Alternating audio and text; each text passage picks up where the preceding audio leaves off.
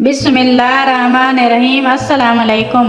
अजीज़ो, राबिया बसरी एक इबादत गुजार औरत थीं। उनको दुनिया से गए हुए तकरीबन 1200 साल हो गए, लेकिन आज भी उनका नाम जिंदा है। ये ना तो कोई शहजादी थी ना कोई मलका, लेकिन फिर भी आज तक उनका नाम बहुत इज्जत और एहतराम से लिया जाता है। उनकी ज़िंदगी का मकसद सिर्फ अल्लाह को राज़ी करना था। राबिया बसरी रोज़ाना इशा की नमाज के बाद गुस्ल करती, कपड़े बदलती और अपने शौहर से पूछती, आपको मेरी ज़रूरत तो नहीं?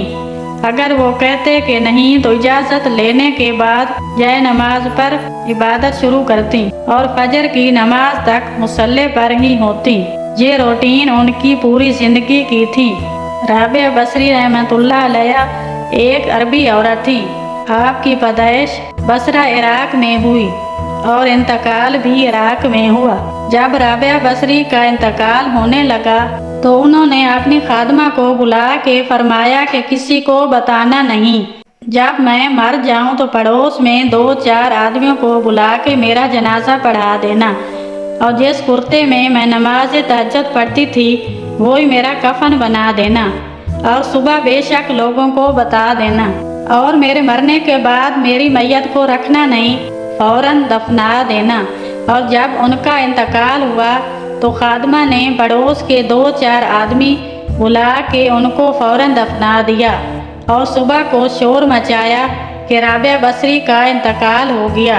तो अगले दिन ख्वाब में वो उस खादमा को मिली और कहा, बेटी तेरी बड़ी मेहरबानी, मेरी वसीयत के मुताबिक अमल किया।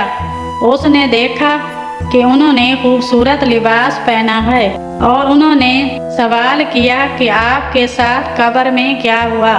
तो वो कहने लगी कि मेरे पास मुनकिर नकीर आए थे और कहने लगे, मन रब्बो की, तेरा रब कौन है? तो मैंने कहा, सुबहान अल्लाह। 40 बरस जिसको मैं ना भुला सकी, उसको 4 हाथ जमीन में आके मैं कैसे भूल जाऊंगी?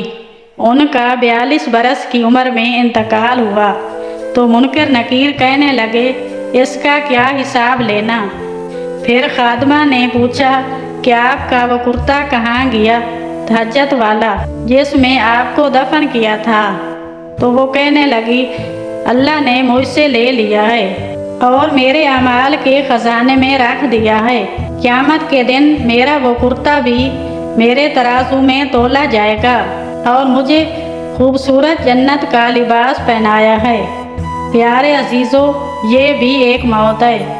इस तरह भी लोग मरते हैं और हमें भी चाहिए कि इसी तरह मौत की भरपूर तैयारी करें और अपनी आखिरत संवारें। अजीज़ों, अगर आपको मेरी वीडियो अच्छी लगी तो प्लीज़ मेरे चैनल को सब्सक्राइब और लाइक करना ना भूलिएगा। शुक्रिया।